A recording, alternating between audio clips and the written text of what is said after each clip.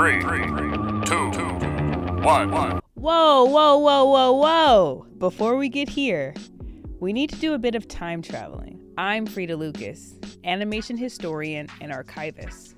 It's been 30 years since The Adventures of Johnny Quasar debuted at the 1995 SIGGRAPH conference. The animated short would sweep the competition, winning 2 awards, Best in Character Animation and Best in Show.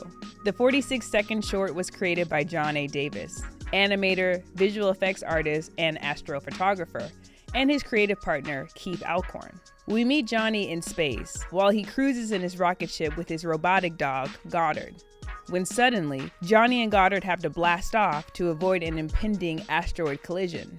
Johnny is the namesake of the series creator, John A. Davis, who is affectionately referred to as Johnny Quasar, Space Cadet, in his youth while working summers with his dad. The name Johnny Quasar would later change due to legal advisement. There were conversations around the similarity between the Johnny Quasar name and existing properties, like the Captain Quasar video game and the Johnny Quest animated character.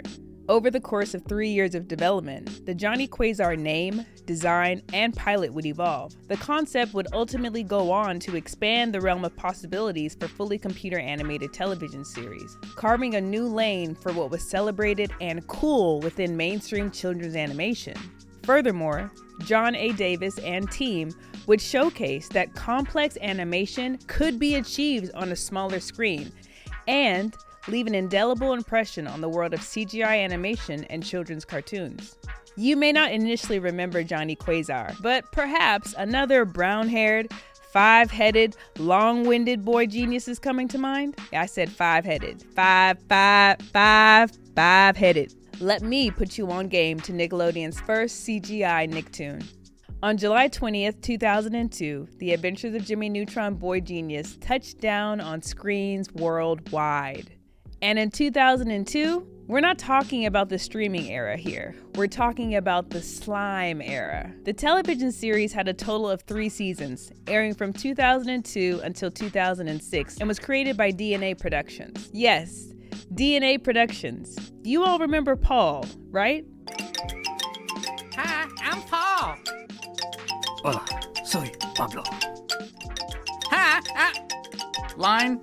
The animated series debuted after the theatrical release of Jimmy Neutron, Boy Genius, a film that rests on a bed of legacy, prestige, and ingenuity. The feature-length film was nominated for an Oscar for Best Animated Feature at the 74th Academy Awards ceremony, a category that did not exist until 2002.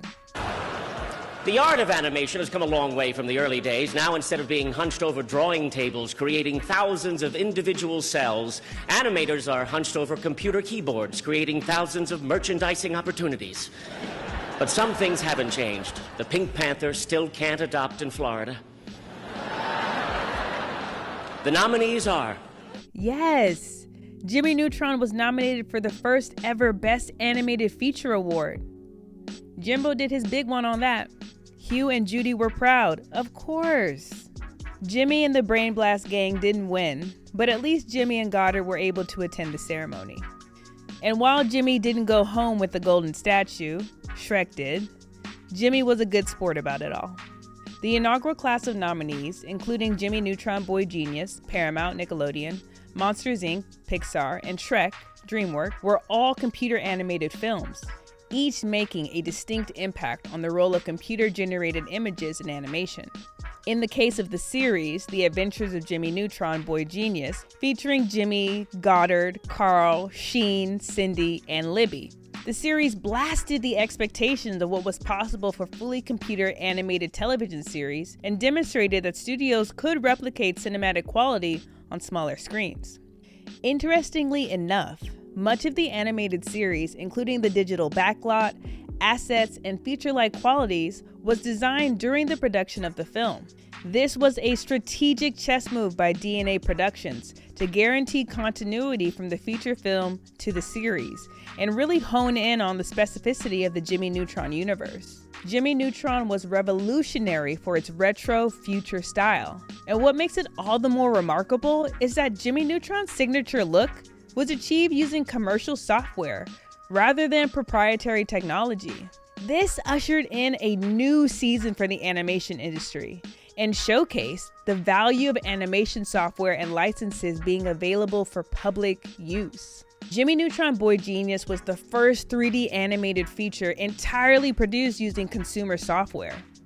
This shift was a deviation from code-heavy animation workflows, which in some cases required animators to work through code writers to create and manipulate their subjects. Davis shared this with Animation World Network in 2001. It really concentrates the power on the artists, as opposed to teams of code writers. In the case of DNA Productions, this shift allowed the Dallas-based studio to have more hands-on control.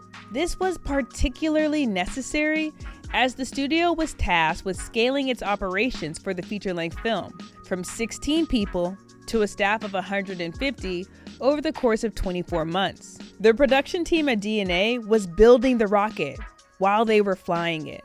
But just like Jimmy, the team of animators and character designers had some incredible tools to bring their vision to life. The characters were first modeled in New Text Lightwave, according to Davis.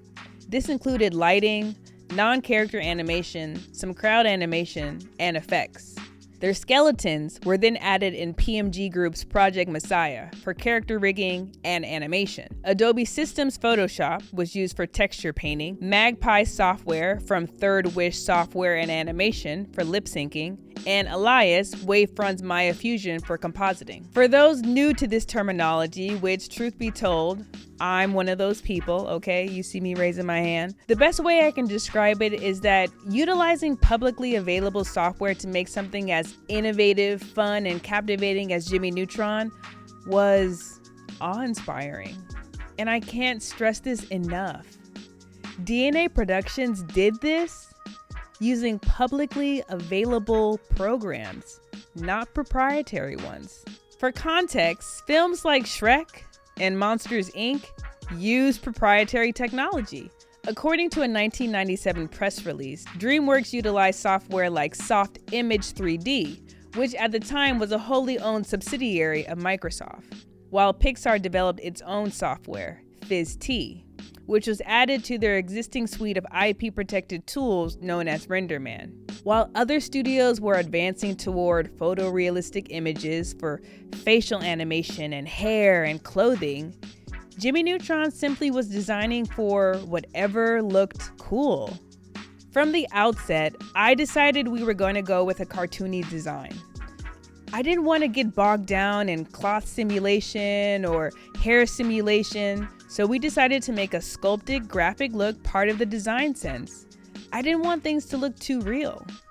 Jimmy Neutron looks like a cartoon, and a distinctly unique cartoon, even amongst his Nicktoon peers. The Jimster didn't look like the other boys in the Nicktoons universe, like Arnold or Otto, Rudy or Timmy, and that was the whole point.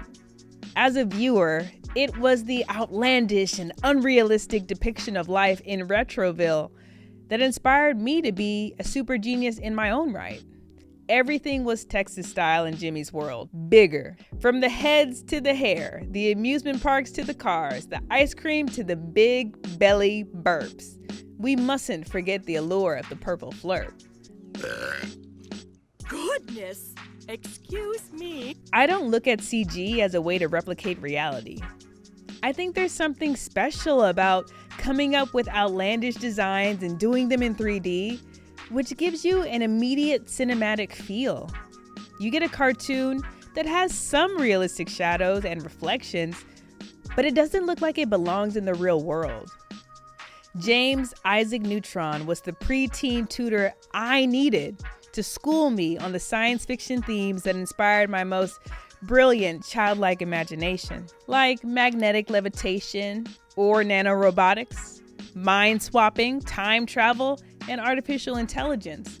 Plus, we can't forget the crucial lessons on honoring your family, respecting your friends, and picking up your pants. Now, 30 years later, it's even more remarkable to realize that the debut of Jimmy Neutron didn't just shift my world as a viewer, but it also changed the broader context of what it means for CGI animation on TV. Jimmy Neutron has left an enduring impression on the world of CGI animation, and also on the brains, hearts, and spirits of viewers around the globe. I'm Frida Lucas. Got a blast.